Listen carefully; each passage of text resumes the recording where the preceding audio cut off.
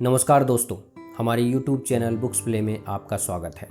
आज हम बात करने वाले हैं जेम्स एलन द्वारा लिखी गई एक बेहतरीन किताब एज अ मैन थिंकथ की, जिसका हिंदी अनुवाद किया है डॉक्टर सुधीर दीक्षित ने। As a man thinketh James Allen की सबसे मशहूर पुस्तक है। दोस्तों, 1902 में प्रकाशित इस छोटी सी पुस्तक को प्रेरक और सेल्फ हेल्प साहित्य की जननी माना जाता है। दोस्तों, ये वीडियो का चौथा पार्ट है। इस वीडियो के अगले पार्ट का लिंक नीचे डिस्क्रिप्शन में दे दिया हूँ। इस वीडियो को देखने के बाद आप बाकी पार्ट्स को जरूर देखें। तो चलिए शुरू करते हैं। अध्याय 3, जैसे विचार वैसा स्वास्थ्य। दोस्तों, शरीर दिमाग का सेवक है। यह दिमाग के आदेश मानता है, चाहे उन्हें सोच विचार कर आदेश दिया जाए या फिर बिना सोचे समझे स्वचालित ढंग से दिया जाए। गलत विचारों के आदेश पर शरीर तेजी से रोग और नाश की ओर बढ़ने लगता है। प्रसन्न और सुंदर विचारों के आदेश पर यह युवा और सुंदर हो जाता है। परिस्थितियों की तरह ही रोग और सेहत की जड़ें भी विचारों में होती है। बीमार विचार बीमारी के रूप में प्रकट हो जाते हैं। अगर आप किसी के प्रति दिल में दुर्भावना रख रहे हैं तो हो सकता है कि यह हृदय रोग का कारण बन जाए। अगर आप क्रोध भरे विचार सोच रहे हैं तो हो सकता है कि आपको ब्लड प्रेशर हो जाए। अगर आप चिंता कर रहे हैं तो हो सकता है कि आपको कोई गंभीर रोग हो जाए। डर के विचार रिवॉल्वर की गोली की तरह इंसान की जान ले सकते हैं। ले क्या सकते हैं, ले ही रहे हैं। डर के विचार लगातार हजारों लोगों को मार रहे हैं, हालांकि उनकी रफ्तार गोली जितनी तेज नहीं है। जो लोग रोग से डर डर कर जीते हैं, उनके रोगी होने की आशंका बढ़ जाती है। चिंता पूरे शरीर के मनोबल को तेजी से कम कर देती है और इससे रोग को शरीर में दाखिल होने का मौका मिल जाता है। अशुद्ध, गलत और बुरे विचारों को अगर लगातार सोचा जाए तो भले ही उन पर शारीरिक तौर पर अमल न किया जाए, लेकिन इसके बावजूद वे जल्द ही इंसान के नर्वस सिस्टम को ध्वस्त कर देंगे। शक्तिशाली, शुद्ध और प्रसन्नता भरे विचार शरीर में स्फूर्ति और आनंद भरते हैं। शरीर एक नाजुक और लचीला साधन है जो विचारों की छोड़ी गई छाप पर फौरन प्रतिक्रिया करता है। विचार की आदतें, चाहे वे अच्छी हो या बुरी, इस पर अपना असर जरूर डालेगी। दोस्तों, आपका मस्तिष्क 1.5 किलो से कम का होता है, लेकिन यह पूरे शरीर की 20 से 25% ऊर्जा का उपयोग करता है और मस्तिष्क अपनी ऊर्जा का ज़्यादातर उपयोग विद्युत संकेतों के आदान प्रदान में करता है। यह हर पल आपके शरीर को संकेत भेज रहा है कि यह क्या करे। आपके हर अच्छे विचार पर यह किसी अच्छे हार्मोन या रसायन को प्रवाहित करने का आदेश देता है और आपके हर बुरे विचार पर यह किसी बुरे हार्मोन या रसायन को प्रवाहित करने का आदेश दे रहा है। इसका मतलब यह है कि अच्छे विचार सोचने से आपके शरीर में अच्छे रसायनों का प्रवाह ज़्यादा होता है, जिससे आपका स्वास्थ्य बेहतर होता है और आपको रोगों की आशंका कम रहती है। मनुष्य जब तक अशुद्ध विचार रखेगा तब तक उसका खून अशुद्ध और जहरीला बना रहेगा। निर्मल दिल से ही निर्मल जीवन और निर्मल शरीर मिलता है। प्रदूषित मस्तिष्क का परिणाम है दूषित जीवन और प्रदूषित शरीर। विचार ही कर्म है, जीवन और परिस्थितियों का स्रोत है। अगर आप इस स्रोत को शुद्ध बना लेते हैं तो बाकी सब कुछ अपने आप शुद्ध बन जाएगा। आजकल देखने में आ रहा है कि इंसान बहुत सारे रोगों से परेशान है और अपने शरीर को फिट रखने के लिए बहुत सारे तरीके आजमा रहा है। इंसान स्वस्थ बनने के लिए डाइटिंग कर रहा है, लेकिन यह ध्यान रखें कि जब तक वह अपने अंदर के गलत विचारों को नहीं बदलेगा तब तक खान पान बदलने या डाइटिंग करने से उसे कोई मदद नहीं मिलेगी।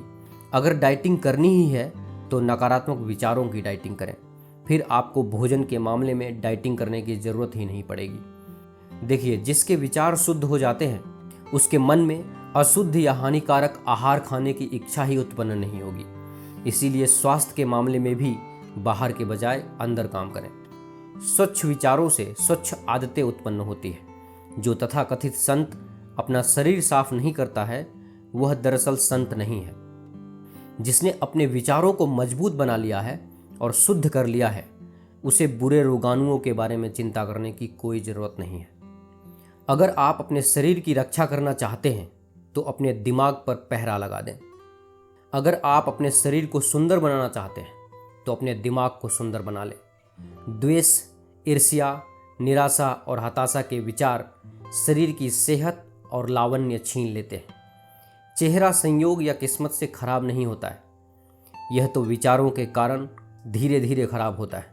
झुर्रियाँ सिर्फ उम्र की वजह से ही नहीं पड़ती, वे मूर्खता, गलत आदतों और घमंड की वजह से भी पड़ती है। लेखक कहते हैं कि मैं एक 96 साल की एक महिला को जानता हूँ जिसके चेहरे पर किसी किशोरी जैसा तेज और मासूमियत है। मैं एक अधेड़ व्यक्ति को भी जानता हूँ जिसके चेहरे पर झुर्रियों की गहरी लकीरें हैं। महिला का युवा चेहरा मधुर और आशावादी स्वभाव का परिणाम है, जबकि अधेड़ व्यक्ति की झुर्रियाँ असंतोष और वासनाओं का परिणाम है। जिस तरह हवा और धूप अंदर आए बिना घर अच्छा और स्वास्थ्यवर्धक नहीं हो सकता, उसी तरह मजबूत शरीर और तेजस्वी, खुश व शांत चेहरा तभी मिल सकता है जब आप खुशी, सदिच्छा और शांति के विचारों को खुलकर अपने दिमाग में आने दें। बूढ़े लोगों के चेहरे की झुर्रियाँ सहानुभूति से बनती है, बाकी दृढ़ और शुद्ध विचारों से बनती है, जबकि युवाओं के चेहरे पर हानिकारक वासनाओं की वजह से झुर्रियाँ बन रही है। उनमें फर्क किसे नहीं दिखेगा?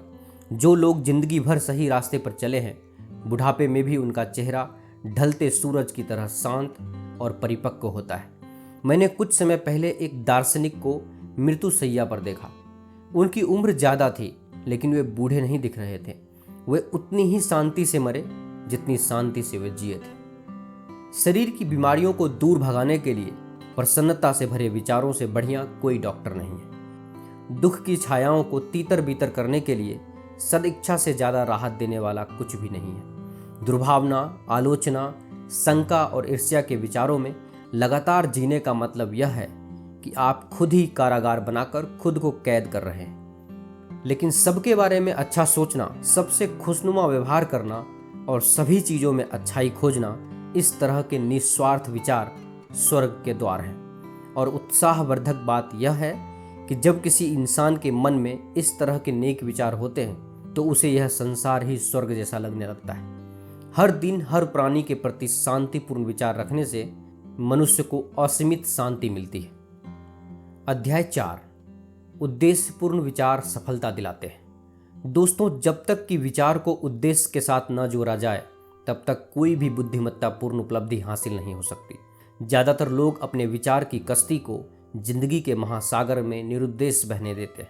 लक्ष्यहीनता दुर्गुण है, यह तबाह होने का अचूक उपाय है। निरुद्देश्य बहना उस व्यक्ति को पसंद नहीं होता जो विनाश और तबाही से बचना चाहता है।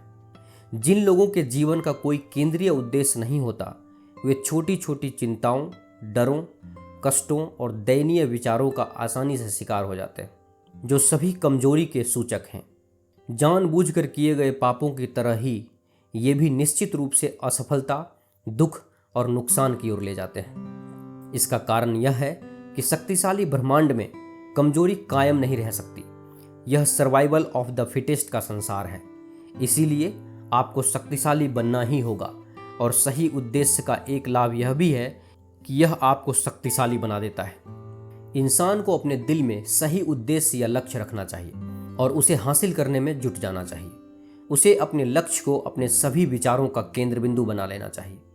यह लक्ष्य आध्यात्मिक भी हो सकता है और सांसारिक भी, जो उस वक्त के स्वभाव या प्रकृति पर निर्भर करता है। लेकिन लक्ष्य चाहे जो भी हो, उसे अपने तय लक्ष्य पर अपनी समूची विचार शक्तियों को निरंतर केंद्रित करना चाहिए। उसे इस लक्ष्य को हासिल करने को अपना सर्वोच्च कर्तव्य मानना चाहिए।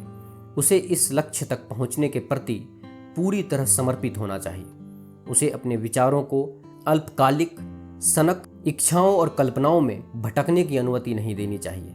यह आत्मनियंत्रण और सच्ची वैचारिक एकाग्रता का राजमार्ग है। भले ही वह अपने लक्ष्य तक पहुंचने में बार बार नाकाम हो, लेकिन इससे उसे जो चारित्रिक शक्ति हासिल होगी वह उसकी सच्ची सफलता का पैमाना होगी और यह भावी शक्ति और विजय का नया शुरुआती बिंदु बन जाएगी। जो लोग यह महसूस करते हैं कि वे किसी महान लक्ष्य के लिए तैयार नहीं हैं, वे क्या करें? उन्हें अपने कर्तव्य के 100% त्रुटि रहित पालन पर विचार केंद्रित करने चाहिए, चाहे वे काम कितने ही महत्वहीन दिख रहे हों। सिर्फ इसी तरह से विचार एकत्रित और केंद्रित किए जा सकते हैं। सिर्फ इसी तरह से संकल्प और ऊर्जा विकसित की जा सकती है। एक बार जब इसकी आदत पड़ जाती है तो इसकी बदौलत आप संसार में सब कुछ हासिल कर सकते हैं। एकाग्रता से आप अपनी हर मनचाही चीज़ हासिल कर सकते हैं, एक समय में एक एक करके। कमज़ोर से कमज़ोर व्यक्ति भी अगर अपनी कमज़ोरी जानता है और इस सच्चाई पर यकीन करता है कि शक्ति सिर्फ कोशिश और अभ्यास से हासिल की जा सकती है, तो वह इस पर फौरन मेहनत करने लगता है। वह कोशिश के बाद कोशिश करता जाता है। उसकी कोशिशों की बदौलत उसका धैर्य और शक्ति धीरे धीरे बढ़ती जाएगी। वह हर पल विकास करेगा और अंततः दैवी शक्ति हासिल कर लेगा। दोस्तों, आप देख रहे हैं जेम्स एलन द्वारा लिखी गई और डॉक्टर सुधीर दीक्षित द्वारा हिंदी अनुवादित पुस्तक एज ए मैन थिंकeth, यानी जैसा मनुष्य सोचता है की समरी। यह समरी आपको कैसी लगी, कृपया हमें नीचे कमेंट बॉक्स में कमेंट करके ज़रूर बताएं। अगर आपको यह समरी अच्छा लगा हो तो इसे अपने फ्रेंड्स और फैमिली के साथ अवश्य शेयर करें और हमारे लेटेस्ट वीडियो को देखने के लिए हमारे YouTube चैनल बुक्स प्ले को सब्सक्राइब करें। धन्यवाद।